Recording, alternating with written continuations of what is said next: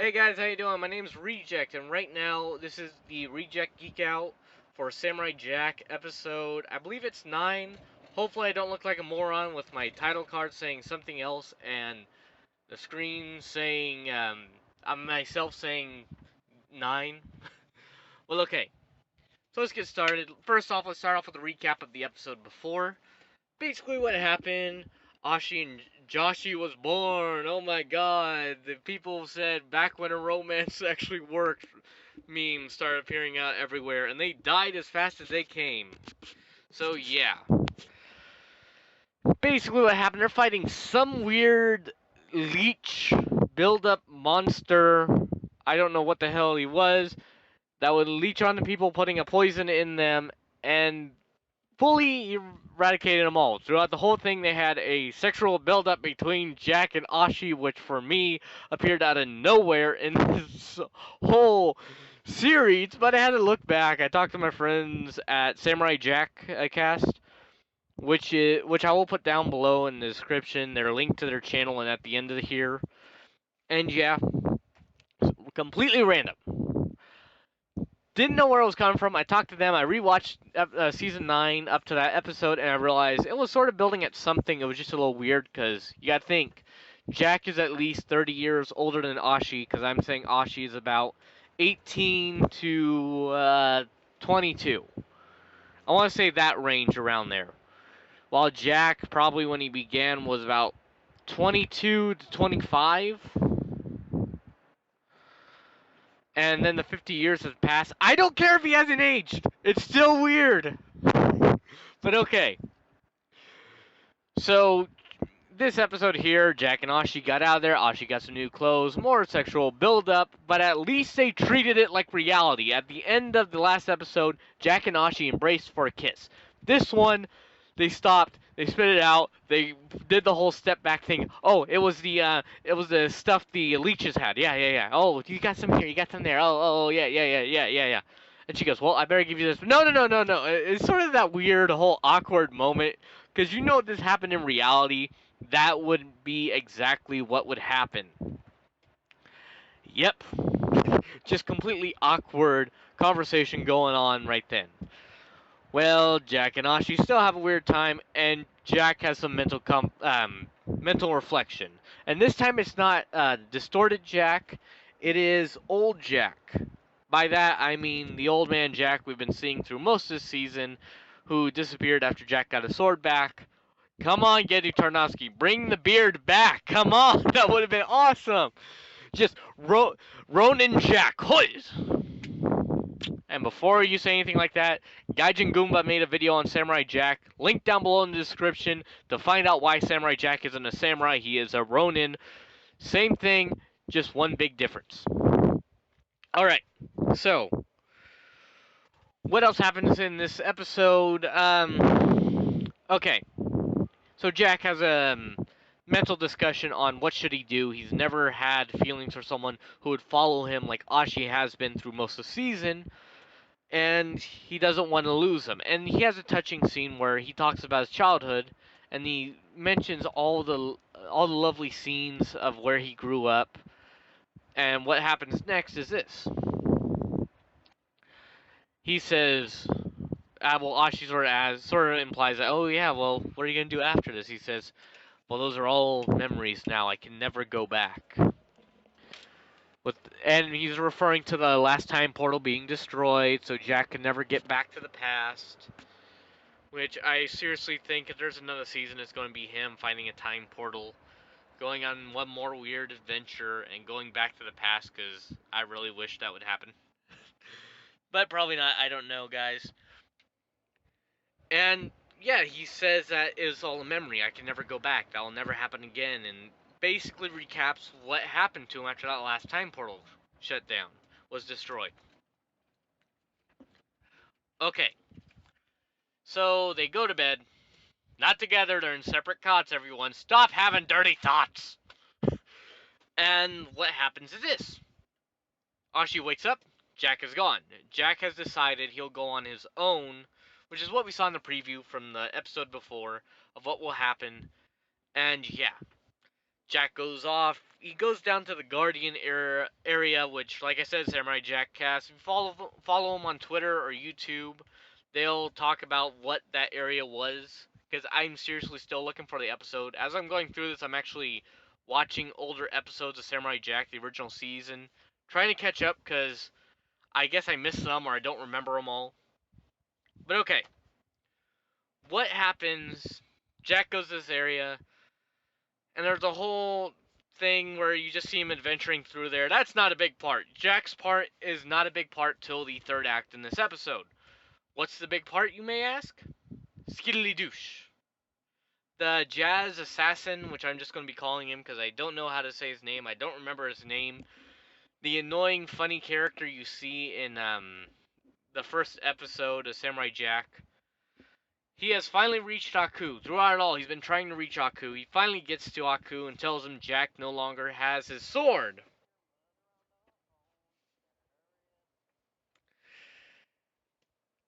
And yeah, that basically happens there. So he gets Aku. Aku gives him back his body. They go to see Jack. And while they're traveling to go to so Aku can kill Jack, what happens is this. Well, Ashi catches up, and this is where it gets a little sappy, you know, the romantic tension builds up more and more. And yes, with this episode here, it actually brings down on how much I hated Joshi, because I thought it came out left field. I looked into it more. It's a little bit more reasonable, but still a little creepy. I still am not a big fan of it, but hey, we got another episode to find out how it blossoms. So, Jack tells her, I don't want you to become a memory. Everyone I've loved, everyone I've cared about has just become a memory. They've died because of Aku. And I don't want that to happen to you. Well, guess what happens? She tells him, no, we will face this together. We can do it together. And when they're about to embrace, oh, samurai! I have come to destroy you, samurai! Yeah, Aku shows up, and that's my best impersonation of the guy who does Aku's voice. Props to you, man. And he goes, him and Skiddly Douche are talking, and they go on about this whole thing like, oh, you have lost your sword, you have lost the one item that allows me to be destroyed, and I shall now destroy you because I do not want that to happen again. Ah ha ha ha ha. And I thought this would be funny if Jack just goes up to him like, oh, really, really, really? Shink! Oh, there goes Aku. He got his leg cut and then goes for a final kill. No, Jack doesn't go for that. He pulls out the sword, points it at him while they're bragging. And what happens is this. Aku, like, looks at the jazz assassin, blows his head up. No more jazz assassin. And Jack does the classic, running towards him, the dorkiest move ever. I'm like, I don't really think you should be screaming while you're running with a sword. I would much rather just go up quietly and attack him, you know, slash him. And yeah, that's what happens there. Jack goes up to attack him. Aku opens up a hole in his body. Jack jumps through it. Funniest scene ever. I mean, heck, we're having some good Jack and Aku engagement in this episode. And the funny thing was, Aku right after that goes, oh, Samurai, I am sorry. I did not know that. Have a good time. I'm sorry for bugging you and your lady friend. I am so sorry. You know, I was never here. And like, you know, he's that third wheel like, oh man, you're getting late. You're getting some, boy. He's like, yeah, boy, you getting some? It was funny because Aku and the whole thing is like, there is, it's just the funniest thing when you see Aku. Aku's never been that serious to me, and I even said earlier, Ashi's mother was scarier than Aku. Aku was never that terrifying to me. He was funnier to me. He was the funniest thing in here. And when he's about to leave, he starts smelling. He says, I smell something familiar. I haven't smelt in years. And Jack's sort of like, no, you don't. Huh, huh. He knows what he's talking about. And he keeps sniffing around. And he finds out Ashi is his daughter.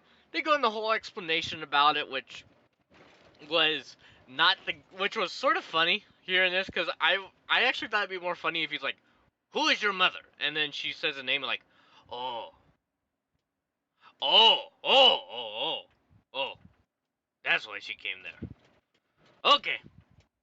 I thought it'd be funny if he pulled up something like, be more mysterious about it, but no, he goes into the whole story about Jack and Ashi, about Ashi being born and how he appeared to the cult and gave him some liquid and the mother drank it, had the kids of Aku, and yeah. What goes on next is simply this. Aku takes control of Ashi. There is an amazing battle scene in there, and it's that classical thing. You can fight this. You are better than this.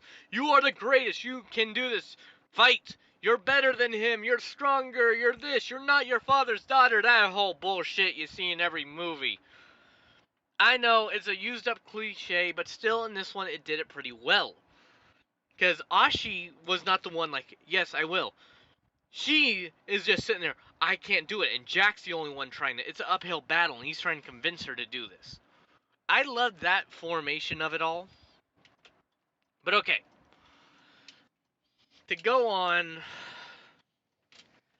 Aku says, no, you must embrace your true destiny, daughter, and you do not want your father, your daddy, to be hurt, do you? And she becomes a mixture of Aku and Ashi's mother, with the darkness taking over her. Actually, pretty interesting to see that scene there. I actually liked it a lot. And then another battle goes on with a shocking revelation where Jack thinks he has to kill her. And that's about right when it ends, because the last line out of Ashim's mouth and the last line in the episode was, Jack, you must kill me. Because she realizes the sword's the only thing that can stop her. But using the sword would kill her. Well, guess what happens? That's the end of the episode. This was actually a pretty great episode. I liked how they addressed the episode before, gave more reasoning to it. And right when I think Gendy Tarnowski is doing something completely strange in this show, he pulls back and like, no, here's the reason why. And I actually appreciate more about this. All right, guys, I guess that's it for me. I'm giving this episode a good. Well, actually, I'm not going to rate this episode. It's a must-watch for Samurai Jack. In making the last episode a must-watch too. This season 5 has just been must-watches, and the next episode will be the season finale. Hopefully, by that I mean hopefully they're not ending the series. So guys, I guess I'll see you next time here. If you want more of this, we do this every Tuesday on my channel. Also go check out my friends at the Samurai Jack Cast down below in the description below. They have a web page where they have a podcast on Samurai Jack. There's a YouTube channel they have with Easter eggs and such like that in there. Go subscribe to them, help them out some. Great friends of mine. And yeah, see you guys next time here on Rejecting Gamers. Also, swing by any day in the week because we upload gameplay footage all the time and have discussion videos on Thursday. And if you're new to the channel, the best way to help out this channel if you're interested is click like and subscribe, or just clicking like helps out a lot also. So guys, see you here next time.